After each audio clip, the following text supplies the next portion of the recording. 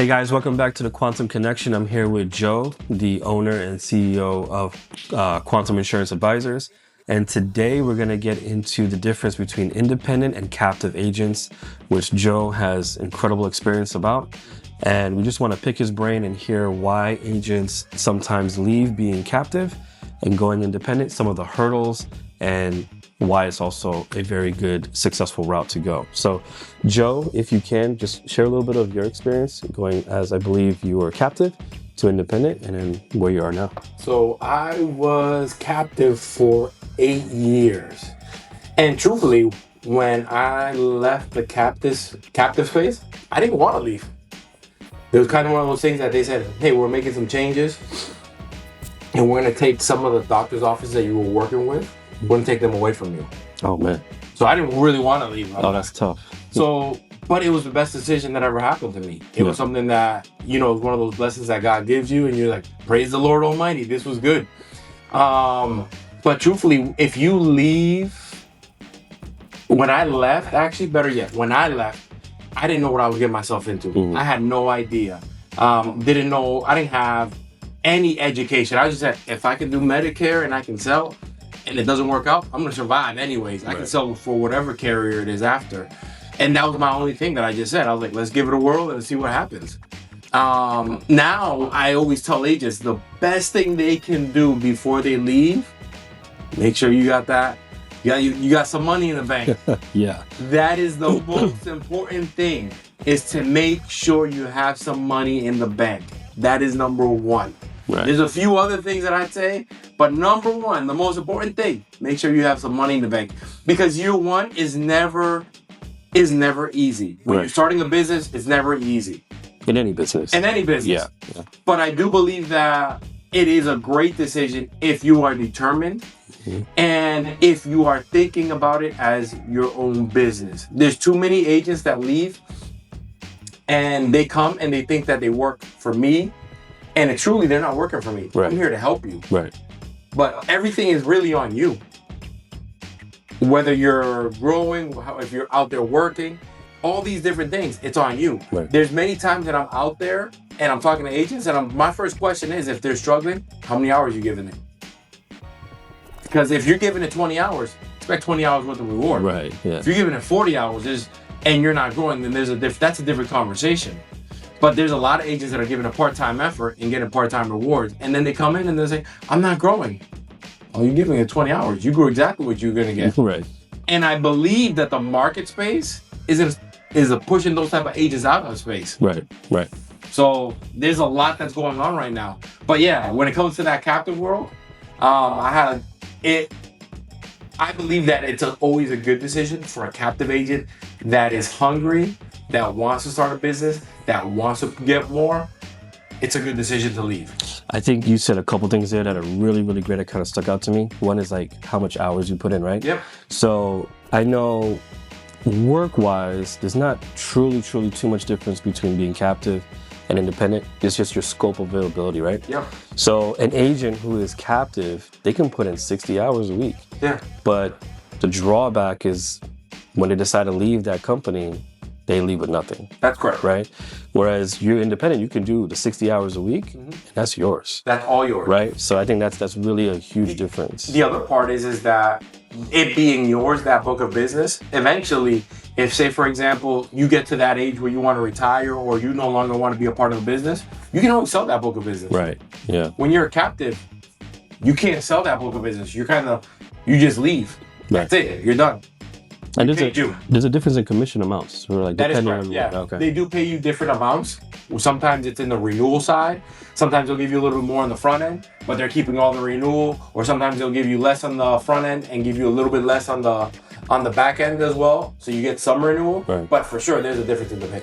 And then the other part that you were saying about mindset, right? Like, correct me if I'm wrong, but in my mind, I feel like somebody who's maybe jumping into a captive role, nothing wrong with that, but they might be a 9-to-5er that then jumps into a captive role. But then when you go from captive to independent, you got to shift that mindset, right? Absolutely. You got to shift the mindset because you're starting your own business. My first year, my schedule was from 8 to 8. Whenever people saw me, I'm ready to work. That's it. And at that time, I was still driving to people's houses, Right. building relationship with them.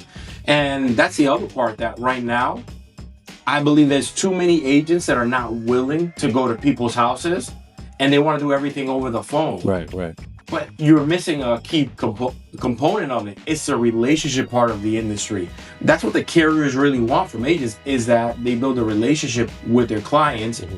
And when you build that relationship with the client, better retention, better referrals, everything just works out better because you saw them at their house. Right. They interacted with you. But when you're not interacting with the client, you're doing everything on the phone, it feels impersonal. Right. So when you change an agent, it doesn't affect you as a client. And I think on the client side too, when you have that rapport, when you build that relationship, let's say plan A doesn't work out, having to switch to a different carrier is not as scary because they know that you're with them. You're not just trying to keep them in that one carrier, right? So you build a much better reputation, which hopefully will take you further. Absolutely. Yeah. Just yesterday, for going back to that relationship part, just yesterday I went with an agent. We went out to the field and we started talking to people and we asked the client, when's the last time you saw your agent? He's like, I've never seen my agent. Get over the phone. Oh man, yeah. I was like, and so what was my pitch? We're here. Right. We're here trying to talk, all this other stuff. You know, he's like, absolutely. He took the card. He's like, when the open enrollment comes, we're going to call you.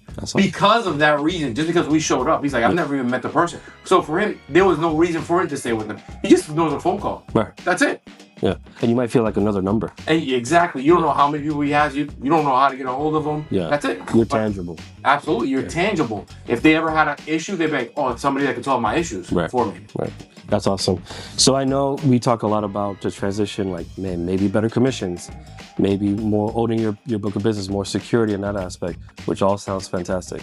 Can you share what the first year looks like when you transition from captive to independent and what agents should hopefully prepare for? Not every agent does, but hopefully they can prepare for it. So if you go from captive to independent, the hardest part is that when you leave the captive world, you think that automatically contracting is going to be super easy. Contracting is probably like anywhere from 2 weeks to a month. Right. Because you've got to get your E&O insurance.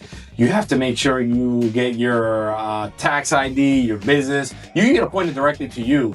But for me, I always tell agents, just start the business. If you're going to start a business, let's do it right. Right.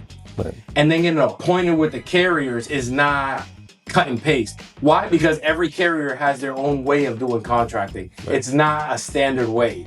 So some of them will send you an email. Some of them you can do it right there on the spot.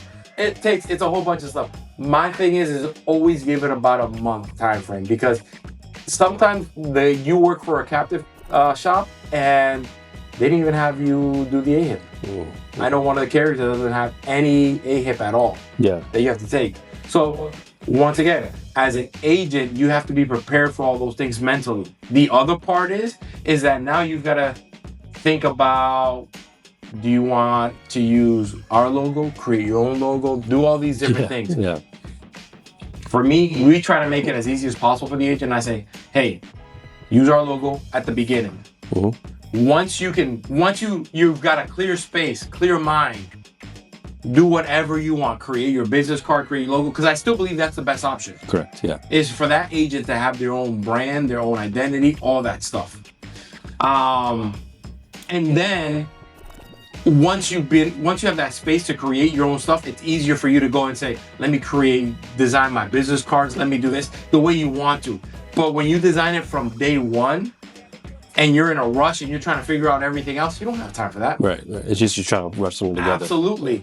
The other thing is that, once again, we talked about the E&O. E&O insurance is super important. Yeah. And some agents aren't even prepared for that. Like, I got to get E&O. What do I do? How do I do it?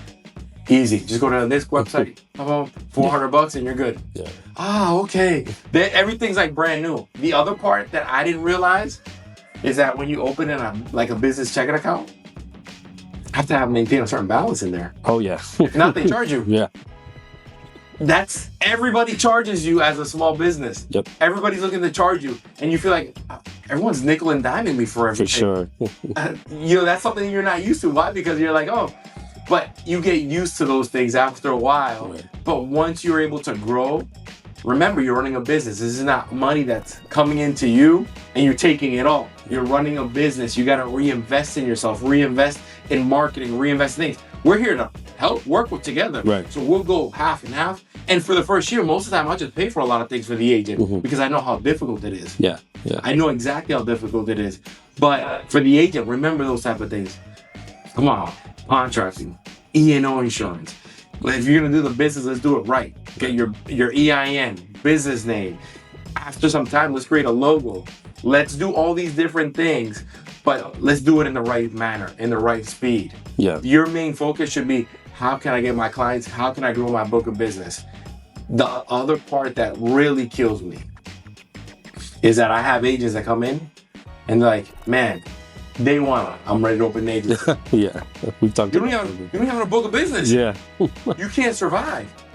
You can't train anybody because whatever you get in overrides is for you. Right. Grow your book of business, and after you've grown a book of business and you want an agency, go for it. I'm all for it. Yeah. But do it the right way. Don't do it day one. I'm ready to open an agency. Yeah, you might overextend yourself. Absolutely. You're gonna be... Or I have agents that come in, I got a book of business. How many? 100 clients. I'm ready to open an agency.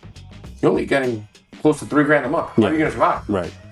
You're trying to survive on the override. You're gonna cover other people. You can't, there's no way you can help anybody else in the process. Yeah. You're just doing it because, I hate to say it, it's kind of a greed thing. Right. Yeah.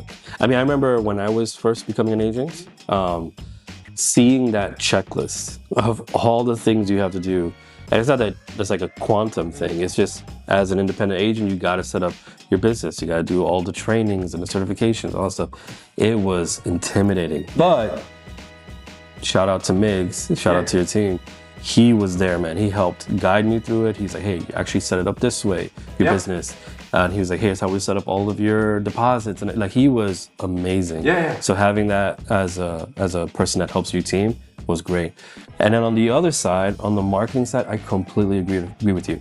This doesn't benefit me whatsoever, but I agree, as agents are starting up, I know everybody rushes to logo, rushes to website, all these things that are unnecessary expenses that you're taking on when you're just starting off. Absolutely. Give yourself 6 months to a year, fill yourself out, then transition into thinking about that, because you're just wasting money at that point. You're just absolutely wasting money. The only thing I will say that I do recommend every agent to do at the beginning is get a domain, think of a name, so that way your email is a professional email. That's good. That's good. That it's not just an email that says joesinsurance@gmail.com. That's not a professional email. And nobody wants to see Yahoo, Gmail. Nobody wants to see that stuff. And then the other part is that it's not even HIPAA compliant.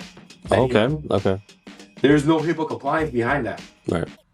Client can't send you prescriptions. There's no HIPAA compliance there. They're not supposed to. And if they can't, or they can't figure it out, I know when I first started, we had a quantum email. Absolutely, yeah. So that's pretty awesome. I mean, that's a great first year setup process. What about first year financial? Oh, first year financial. You know, I always tell agents, if you're a rock star agent, if you're a good agent, let's start off. If you're a rock star agent, you can make $100,000 easily. Sure. Yeah. Year one. Right. But you're working hard. You're putting in those 40, 60 hour weeks, no problem. Yeah. If you are a brand new agent that has no idea about Medicare, it's gonna be a little harder. Yeah, that was me. Yeah. So I always tell people, you know, year one, you can make $30,000. And be ready for that. Why? Because you're just learning everything at the same time while you're going out there to do sales. Right. So, but just understand that if you're doing it right, year two, you should be able to double that.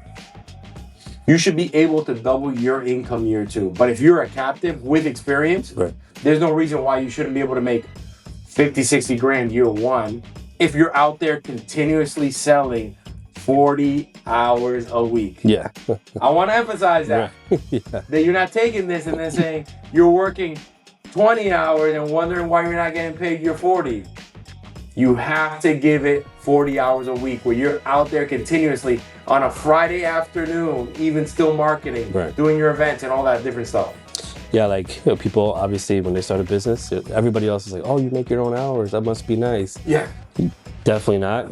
I'm doing this 24/7 now, you know. So, and that's how a true entrepreneur should approach it. But if you do that, I heard you say this before, you can build a business where you're a millionaire. Absolutely. Like, it's not a small type of Yeah. setup. You can really scale if you do it properly in year 5, 6, 7, or something like that. Correct? Yeah, you could do really well. And I've seen agencies or agents that do really well just being an agent. Right. Why? Because they grow their sales.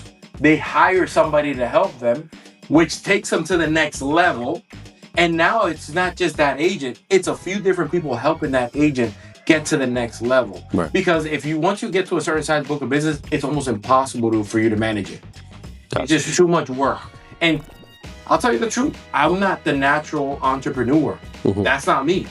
That's something I've had to develop over the years, where you're saying, I need people to help me. When I first started and I had a book of business of 1,000, it was just me by myself, taking phone calls, visiting people, doing events, all this other stuff. And at one point I was just like, this is a lot of work. Right. Yeah. But I got 1,000 people in my book of business. I wish I would have been I had more of the entrepreneurship spirit, because I would have hired somebody. Sure. Yeah. Help me with this. Right. But couldn't even think about hiring somebody. I was just so much into the weeds of the work that I didn't even think about it. Yeah. And nobody guided me through the process and said, you should hire somebody.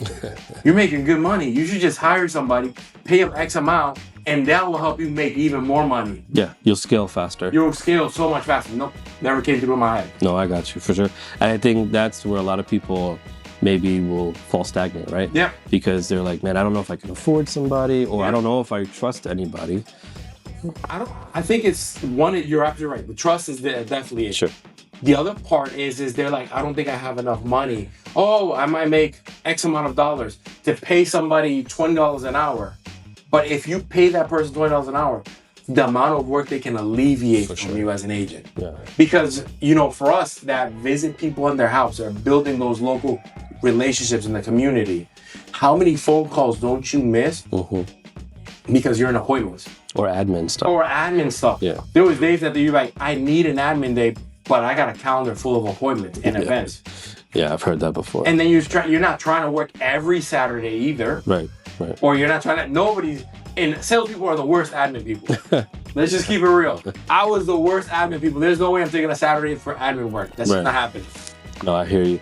And then I think another good thing that you kind of touched on, which probably should have been step 1, but we'll plug it in now, is before you get, onboarded and all that stuff, what is one vital thing that not every agency does, but you do, that people should look out for? And I'm talking about making sure your agents keep their book of business, right? We definitely spoke a little bit on that, but not every agency does that. And also not every agency actually pours into or supports their agents. What should agents look out for when they're looking for an agency home or an upline? So for me, if you're a captive agent that's going independent, first thing I'm looking, is that book of business yours? Right. Are you getting paid directly from the carrier? Because there's a lot of times that people sign contracts and next thing you know, they're getting paid directly from their upline. Right. You went from one captive role to another captive role, but this time you're just independent, you can sell everything, but you're getting paid directly from the upline. So that book of business is no longer yours. And if I'm not mistaken, I think you said before, the majority of carriers do have the ability to pay you directly. Yes, in Medicare, the majority of them do pay you directly. Right. There's no doubt about that. But that's the first thing that I would do. Make sure that you're getting paid directly. The other part is make sure that somebody is there invested in you, that they're answering their phone calls, that they're investing in the fact that if you want to do events, how are they helping you create events? I get it. You're independent. You're running your own business. But we're also here to be partners with you in your business. Right. So for us, it's always been 50-50 marketing. Whatever you spend, I'll match. We have agents that every month they'll send us, this is what we spent on marketing, and we reimburse them half. That's awesome. But that is super important. Do they have a compliance department? So if you're creating stuff on your own, you're not just throwing out all this wild information out there and saying, I put it out there, now somebody took it and reported to the carrier. You're in trouble for that. And agents will do that. Absolutely. Absolutely. There will be people out there that are willing to report you, hoping to see you fall and fail. Right. So for us, it's those type of things. Is somebody helping you build relationships, local relationships, wherever you're at, whether it's doctor's offices, carriers, senior communities. How are they investing in you? Right. Because sometimes it's just not resources, not financially, but it's also relationship wise. Right. Yeah. That's the other part. For me, another key thing is, are they investing in you by letting you know what's going on in the industry? That's good. That's good. You know, for me, I tell agents, I try to keep them informed of what's happening in the industry, but also let them know of conferences that are happening. Because that's where you get a lot of information, is when you go to conferences, when you get to hear other people speak of what's happening around the United States. Yeah, even some new tech, new rules. All that stuff. And then you get much more information. Right. For me, I share with the agents, but I also want them to go out there and explore it themselves. Sure. Because they might interpret it a different way than I did. Or rub shoulders with Somebody else. Because it doesn't matter where I go, it's always interesting that when I take people with me, the people that they meet that I never even met, I'm like, oh my goodness. Yeah, we were just at Medicarians, and I think we were standing in line for ice cream, and then you happened to get introduced to like one of the carrier reps that are new in Florida, remember? And so you started building rapport that way, which is fantastic. Like, absolutely. But we have a relationship with Innovage that was at Medicarians as well. I never even saw them there. Oh yeah. Miguel saw them there. Oh, nice. So that's the part about going to these conferences that's important, because I always tell people they're gonna get to learn so much by going there, but they'll also get to build relationships. And for me, I encourage that. Some agencies don't want to share that information because they feel like I could lose an agent, I could lose. No. Yeah. For me, I just look at it, I was like, the more information they get, the better informed they are and the better agent we have.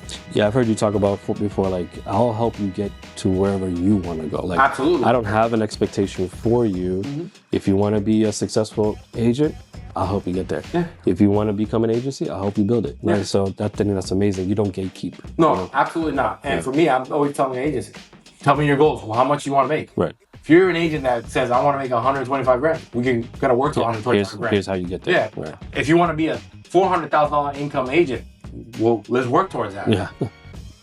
It's all perfect. I just don't want to put my goals on you because I think you deserve more. Right. Because there's times that agents tell me, I'm just happy. Right. I'm making 75 grand a year. I am so happy with 75 grand. Yeah. If I have to do more work to get to 100 grand, I don't even want the money. Right. Yeah, I've heard agents before, they're like, hey, if I hit this certain amount in my book, I'm walking away and I'm just going to let the residuals come in, right? Absolutely, so, everybody has different goals. That's correct. And for people who are wondering about, making sure you pick the right agency, correct me if I'm wrong, as an independent Medicare agent, you definitely are required to have an upline, correct? Yes. Okay, so when you are required to have an upline, some people just sign up with an agency just to say they have an upline. Not necessarily that team is supporting them or investing in them. Whereas your team and some like you are actually investing and developing and building. So it's actually worth partnering with the right type of upline. Not just to say you have one. No, absolutely right. I think it happens it happens a lot where agents are appointed through an upline, they don't even know who that person is anymore. Right, yeah. They don't have any relationship with that upline. For me, it is super important that you have a relationship with them and that you know the tools that they offer for you to use. Because there's a lot of tools that are available and you're not taking advantage of them. Right. And they're free of cost. Yeah. You're already at nickel and dime as an independent agent. Right. For everything else that you do, take advantage of the things that they offer that is free. Yeah. And your knowledge. Knowledge, absolutely. We have agents that are not even close to us here. Right. And they call me at least once a week to find out what's going on, that type of stuff. And I love to hear from those agents. But they also take advantage of the fact that they're not here and take advantage of all the tools that we have available towards them. Yeah. I think you said something great. Some agents are not even close. You are based out of Florida. Yep. But you have agents in almost every single state. That's correct, yeah. And it's not just you're just saying, hey, sign up with me. You're actually flying out. You're actually meeting with these people. You're helping developing them. Your mileage account is insane because all I see is you're in the city, the state. So you're actually involved even at your level that you're at. You're not just passing it off to somebody else. You're dedicated to that hands-on experience, which I think is amazing. Not every agency will do that. Absolutely. I still go into the field with agents. Right. Whenever I can, I'm going to go into the field with an agent, especially a new one, and show them exactly how I would go out there and take advantage of it. Yeah. Start knocking on doors, visiting seniors, doctors' offices, all that type of stuff. So I've taken agents throughout anywhere in the United States where I'll go with them and like, you're brand new? Yeah. Don't go by yourself. Especially that first appointment. You don't know how to close that sale. I'll teach you. What's the right way to do a presentation? What's the right way to go over the summary of benefits? So I go over all that with agents. That's awesome. So for any any captive agent that is out there, or someone who's looking to get into this business and deciding between captive or independent, what situation, or give me some examples that they are in right now, like struggling or not happy with how things are set up. Give me some examples of, hey, now is the time for you to jump over to independent. Can you give me some examples of like what type of agents should start considering that? For me, I'm looking at that captive agent that is getting their own sales in the field without much support from their captive or from the carrier. That they're not getting any leads, that they're out there and they're saying, hey, that's when I knew I could do it, was because I said I'm getting all my sales every month and I'm hitting my goal and going exceeding it without any support. That's why I said I could do it. I was like, it doesn't matter. Yeah. I don't have to change anything. I'm doing all this work and I'm getting my sales, and they give me 1 lead a month. Yeah. I can crush this on my own. Right. Now, the other people that I think that become great independent agents, teachers. Yeah. Teachers become great independent agents. Why? They're patient, they're structured, they're used to working 40 hours a week. They already have it built into them. Great communicators. And that's the thing, right? You don't have to be salesy. No, you don't have to be salesy. Yeah. You just have to be able to educate the person on their benefits. Yeah. And, and be informative and ask questions.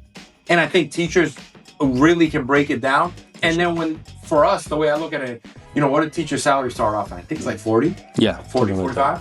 Yeah. That's not a huge hurdle for us to overcome as an independent agent. That's the way I look at it. I was like, man, if you're making 40, I can get you 40 year one, and then 70 or 75 year two with no problem. Right. Yep. Your cap is there's no cap. There is no cap. Yeah, so. And then the teacher's saying, what benefits do I get at the county or at the school? Oh, sometimes they'll give me insurance, but the insurance is free to the teachers, but super expensive for their family. Yeah. We have solutions for that. Right. And if I can double your income by year two, you can afford your own insurance at that point. And I think the awesome thing too is that you definitely encourage, like, hey, start off with Medicare or whatever, one revenue, but you actually help your team build into other streams like ACA, ICRA, life insurance, annuities. So it's not boxed into one thing. You have so many options. Absolutely. Yeah. That's absolutely right. All right, awesome. Well, I think the difference is clear between captive and independent. Joe broke it down amazingly. There is so much opportunity out there. Just make sure that you're aligning with the right team. You're preparing yourself for success ahead of time, and then you're ready to put in that work, right? Absolutely. Don't do 20 hours. Set the right amount of hours. Put in the 40 hours. Right. And you get what you put in, right? Absolutely. So if you found this video useful, if you appreciate the knowledge that Joe was able to share, go ahead and hit that like, comment, and subscribe. And see us in the next video. We're excited to share much more knowledge from Joe. Absolutely.